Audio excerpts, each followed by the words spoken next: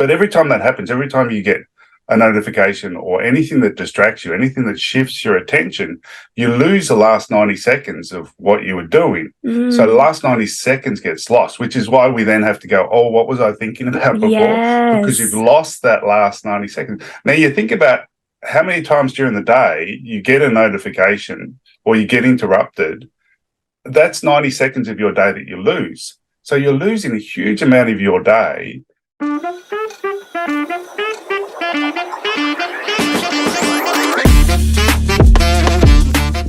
All right, y'all, let's jump in. I'm here with Mark, and we are talking.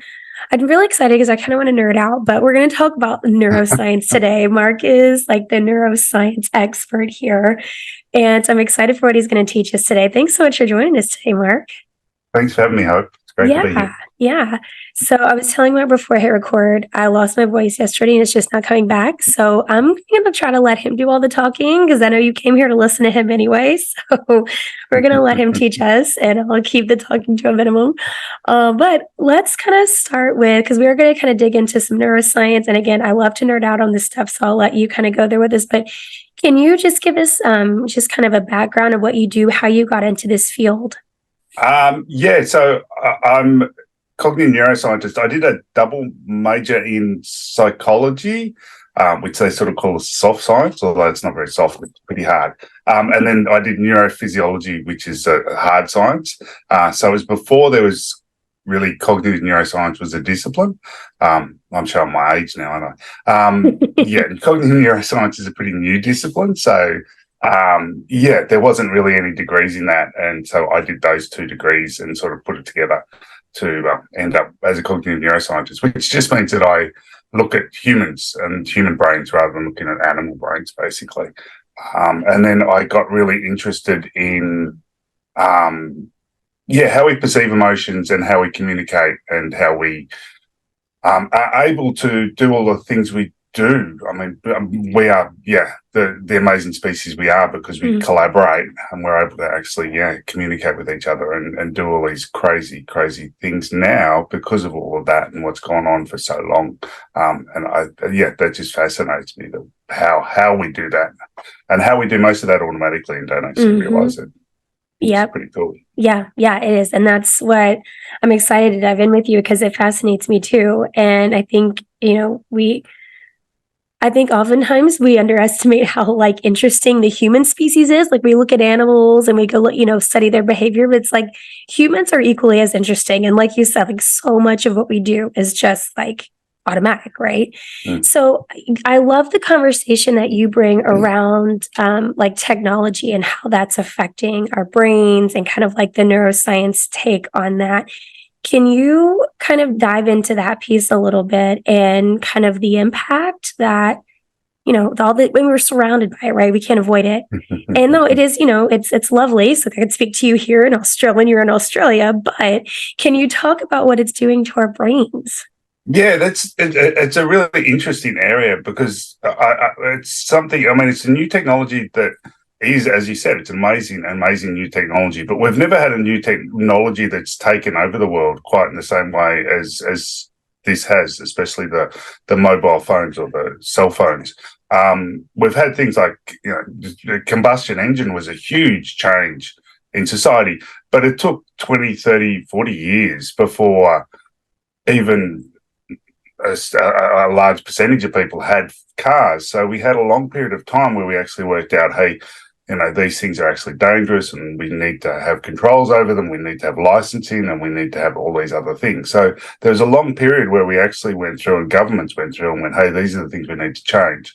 And with TV as well, televisions weren't really, available that readily for a long time until we got, all the stations and so on working and so on. So we had a long period over which we worked out what was going on and how these things worked and how we actually wanted to control them. Whereas with these devices, they came on and pretty much within a couple of years, they were universal.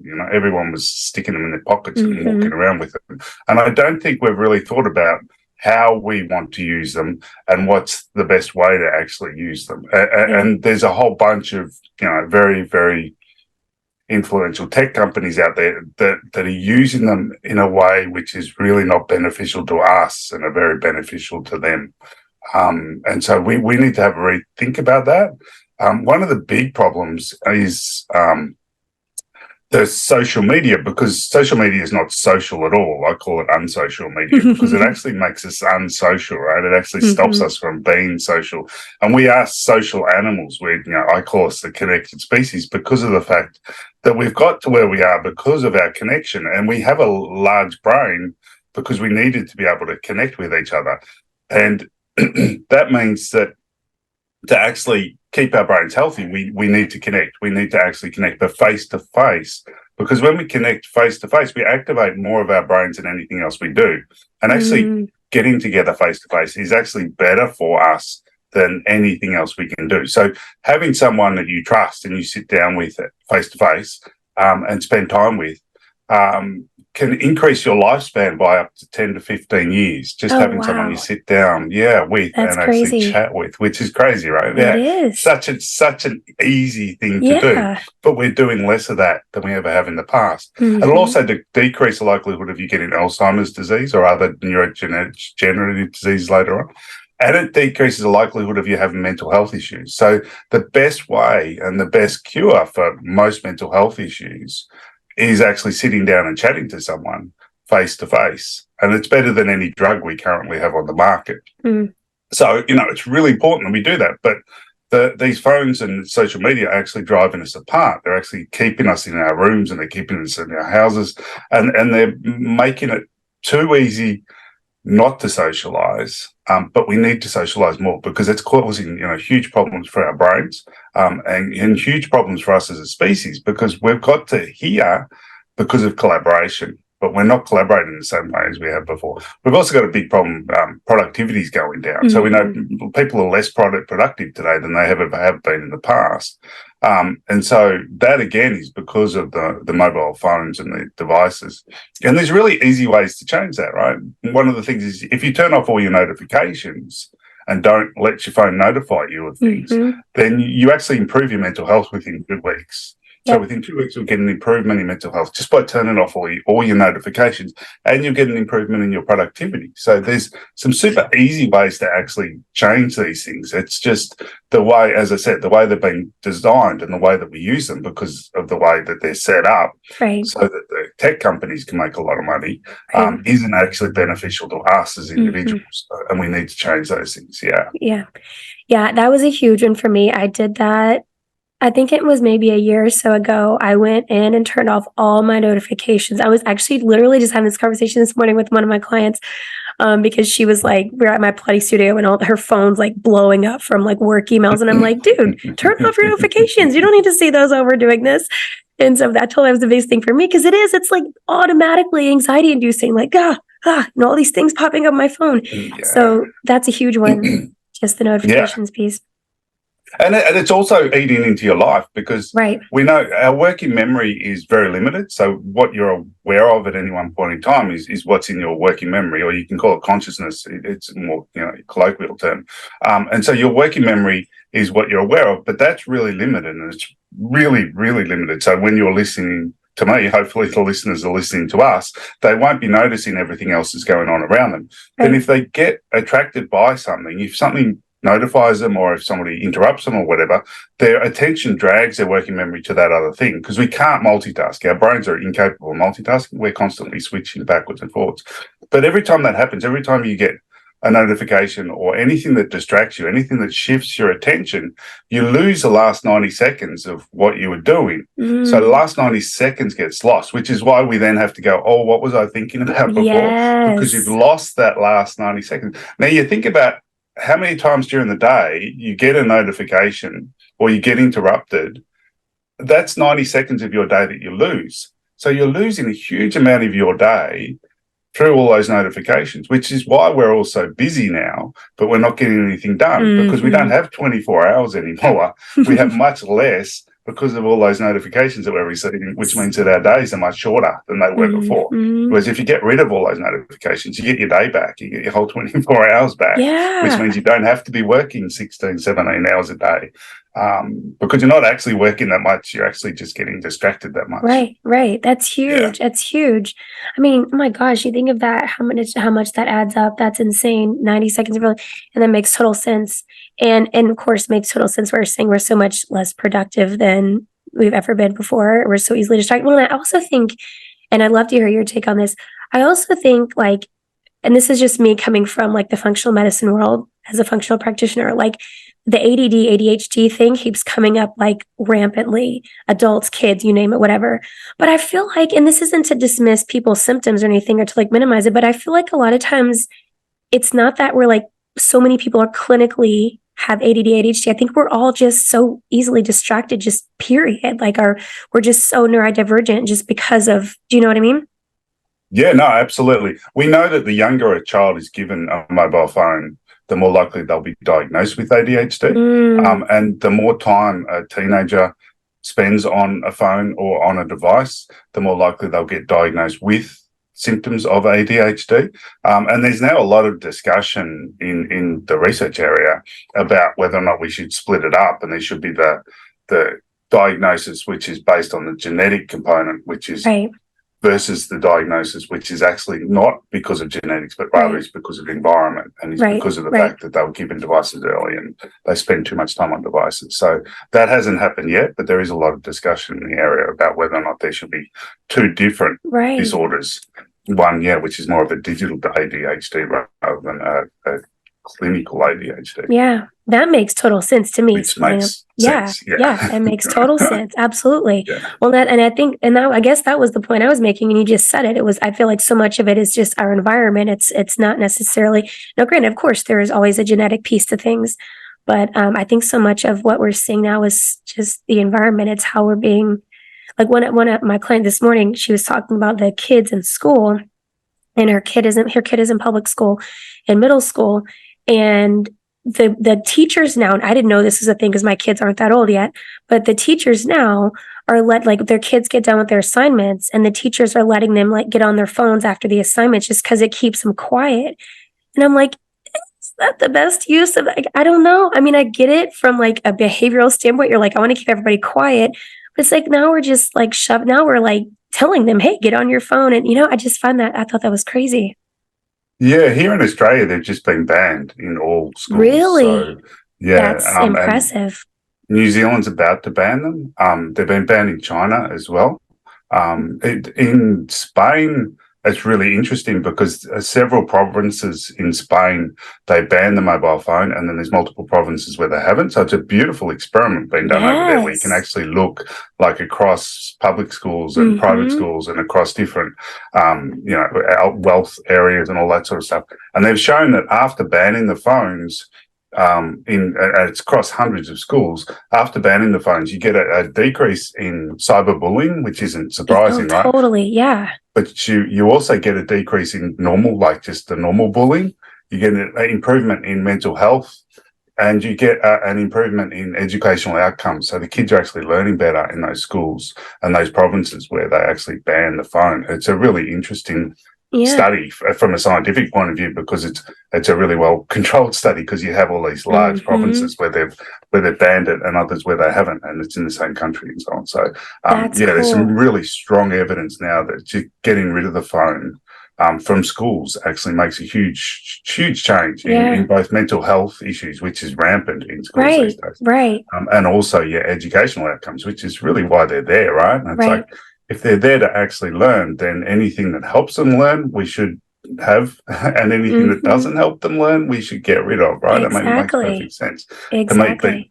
There is changes in some countries, and then other countries aren't doing it yet, but hopefully will soon. Yeah. But I work in a lot of schools, and I was working in one school, and it was a really interesting economics teacher with his year 12 students, so his final year students in high school. He actually got them all to, just because he was showing that he was doing some thing with economics that I don't understand, but he got them all to count how many times they got a notification, and then they worked out how much of their time they'd actually lost, and went across this classroom, which I think was about 25 kids, in just that 50-minute class, I think they lost about 7 hours of Oh time my because of gosh. all the notifications that That's went off. crazy. Yeah, this was a couple of years ago before they started banning them. But Yeah. he was trying to demonstrate to them, Right. how much time they're actually losing because of Mhm. not only their notifications, but everybody else's Right. notifications that are going Right. off in the classroom as well. That Yeah, is nuts. which 7 is crazy. hours.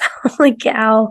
Yeah. That's crazy thinking how much time we're wasting. Well, and to your point about the mental health, I feel like for me, that's my, I mean, of course, the learning part, but I feel like that's my main concern is the mental health piece because I mean, it also, I mean, that sets you on a certain trajectory for later in life, the mental health piece. And I just know like hearing stories of, again, my kids are little, so they're not that old, but hearing stories of clients and friends who have kids in middle school and high school, like the cyberbullying thing is like out of control, like out of control. And, it didn't exist when I was in school. We didn't have, we didn't have Facebook. We didn't have any of that. We had cell phones that could text, and that was the extent of it. And it's just a whole different, like, animal dealing with the cyberbullying thing. Yeah, it's really shocking, and to decrease that, and there's a lot of people who are trying to, well, here in Australia, they were trying to stop the bans on the mobile phones, and Hmm. they were arguing, oh, you're not going to stop the cyberbullying because they'll do it once they get home. But Sure. yeah, a lot of the studies actually show that most of it actually happens at school At because school. that's when they take the photos and that's when they Hmm. take the videos and that's when Exactly. they are actually interacting, like, Right. and doing those things. Right. Whereas when they're at home, nobody's going to take a photo of you. Nobody's Right. going to take a video of you doing Right. something funny or silly or whatever. Yeah. And I mean, when I was young, all that silly, stupid stuff you did, there was no recording of it. Right. So you got away with it, right? Exactly. Everyone Nobody forgot the knew. next day. Yeah. Exactly.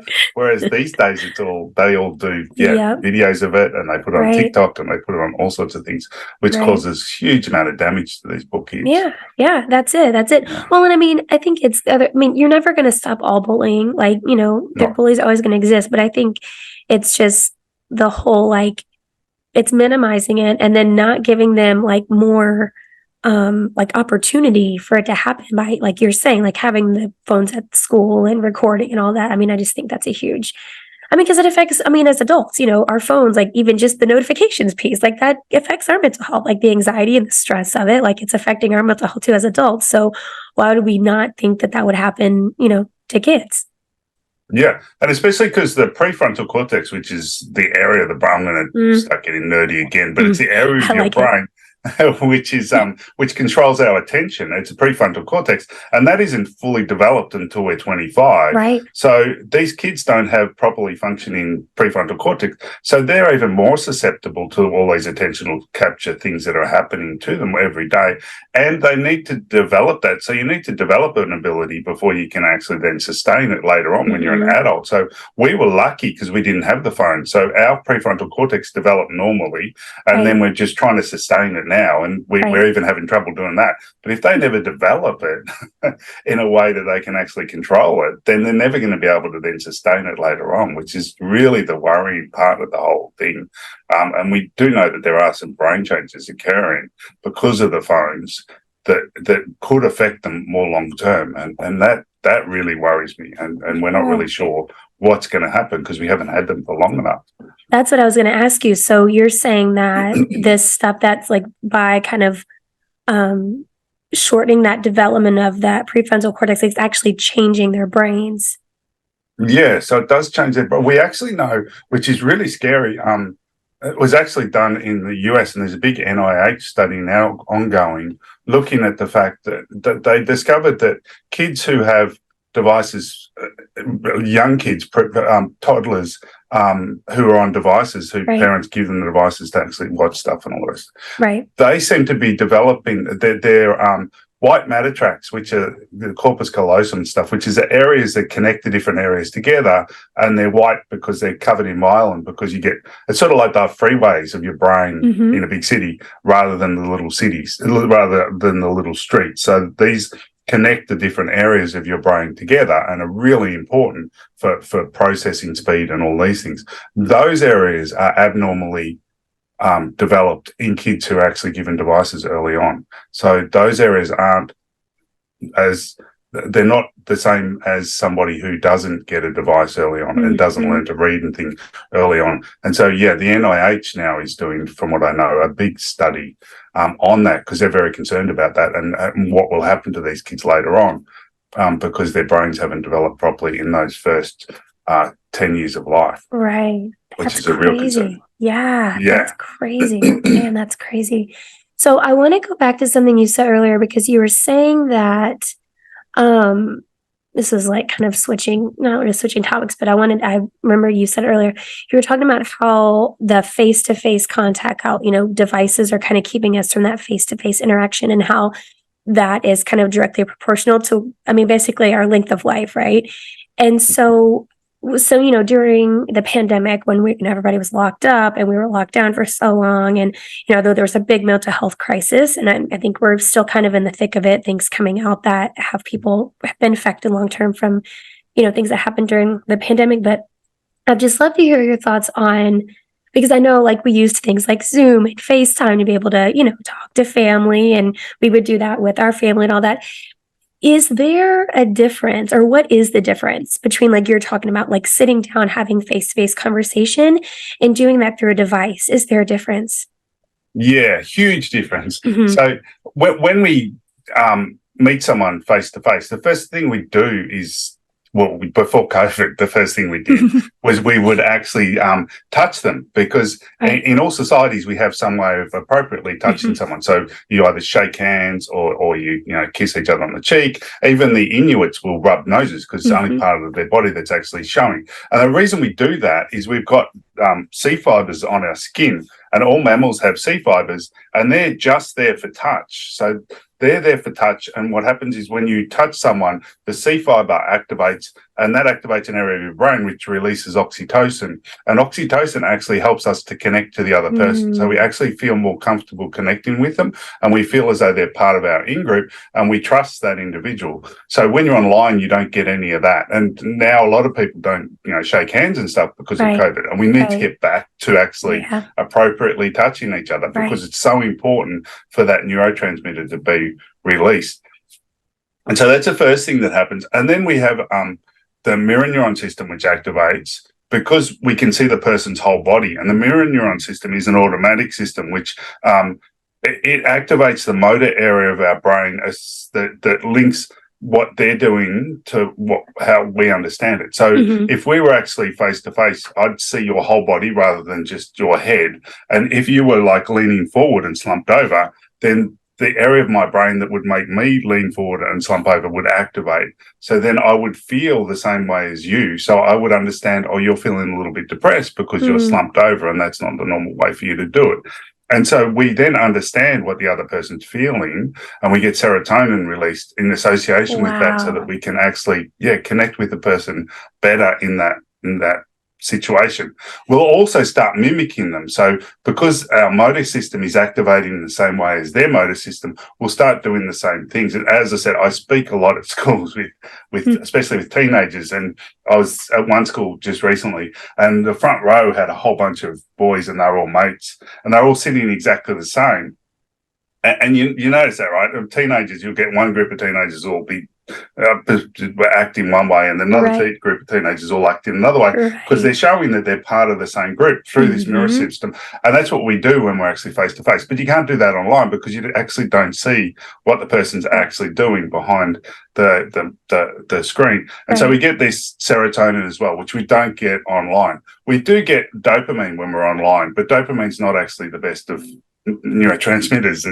It's getting a bad rap. It's not as bad as it is in the media, but it is getting a bad rap, but it's not good. And also eye gaze. So here, when we're talking like this, if we're actually face to face, I could look over there and start talking about what's over there, and you would understand what I'm actually talking about. But you don't get any of that information when we're online, because you have no idea what is over in the corner of my office, because you can't actually see it. Whereas when we're actually face to face, and if there's more than two people, face to face, then the eye gaze actually tells us a lot about who's going to talk next, and who wants to talk next, and who's talking to who, and so on. And we don't get any of that information either when we're online. Often people's camera is in the wrong spot as well, which makes it difficult. A lot of people put their camera down low, And if it's down low, then it looks as though the person's actually looking over you. They're actually standing over you, which of course is a very aggressive stance if you are face to face. And people don't realize that that is actually causing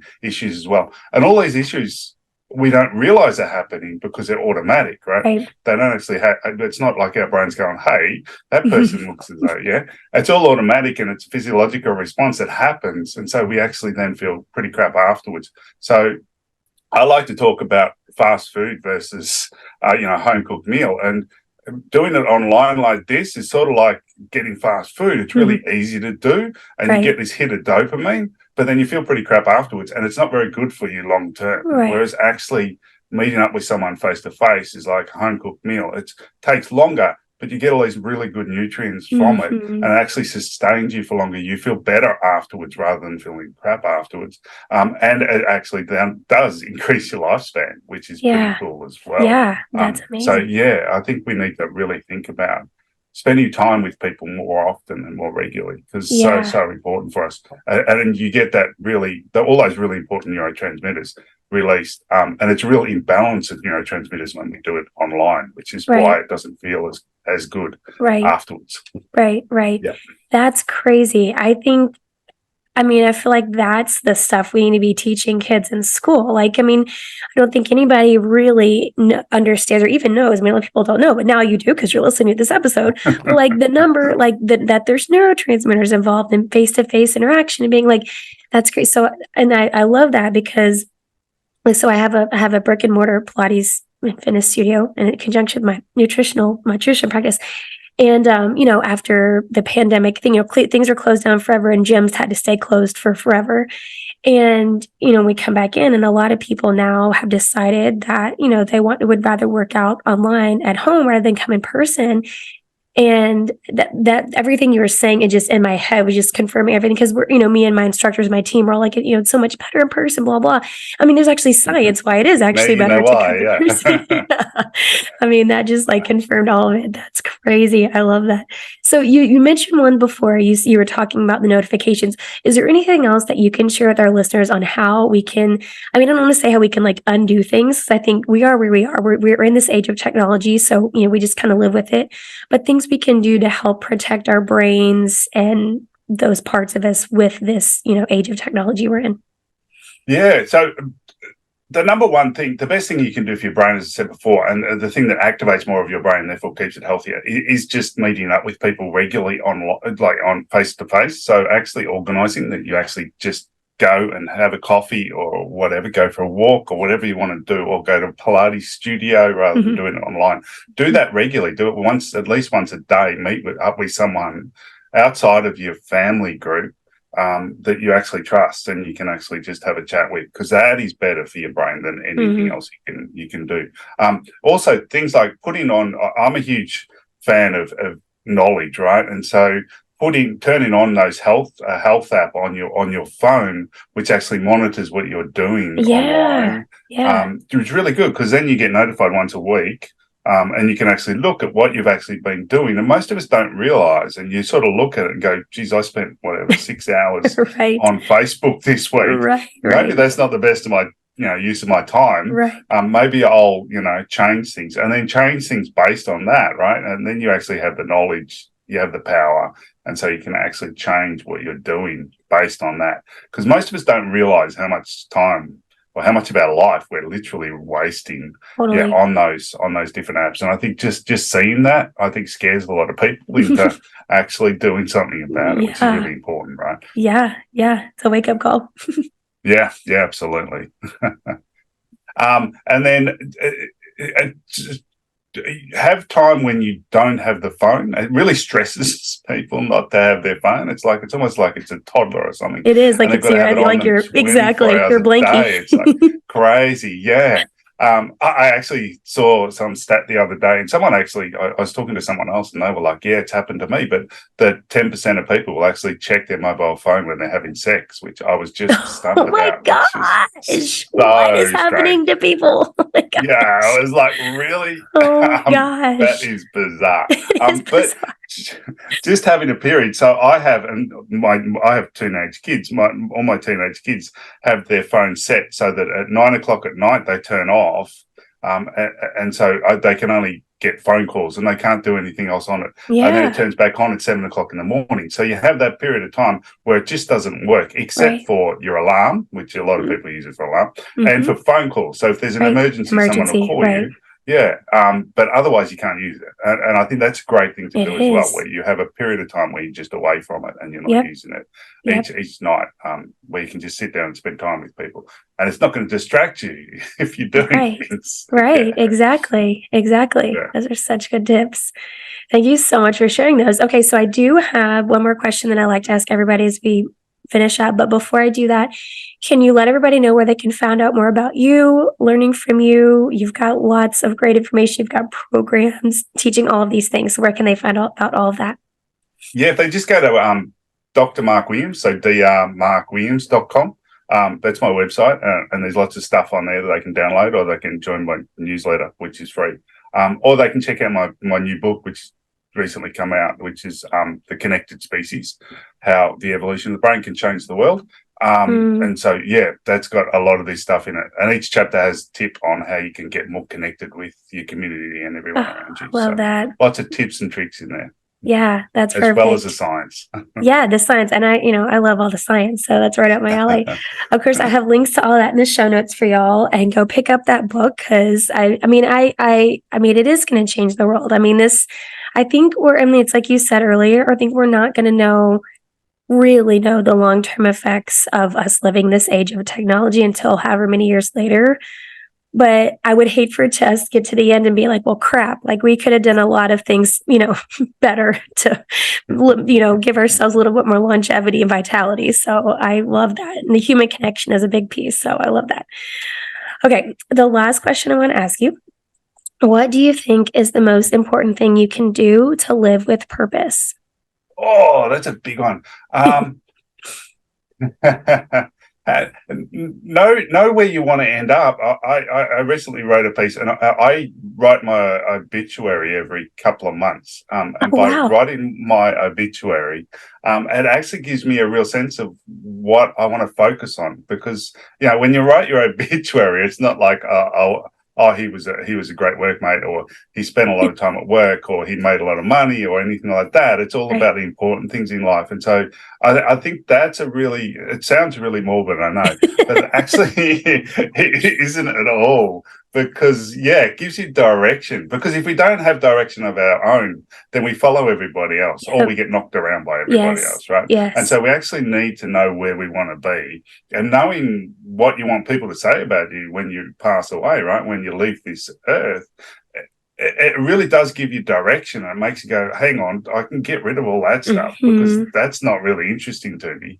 And that's not where I want to be headed. This is where I want to be headed. And these are the things I want to focus on. So, I think that really does give you hope and purpose. It gives you a direction as to which way you want to go, and stops you getting distracted by all the stuff, because there's so much noise out there.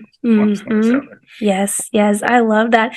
I actually love, it does sound morbid when you say it, but I actually love that you write. I think that's so insightful. So I think that's a really cool practice. I like that.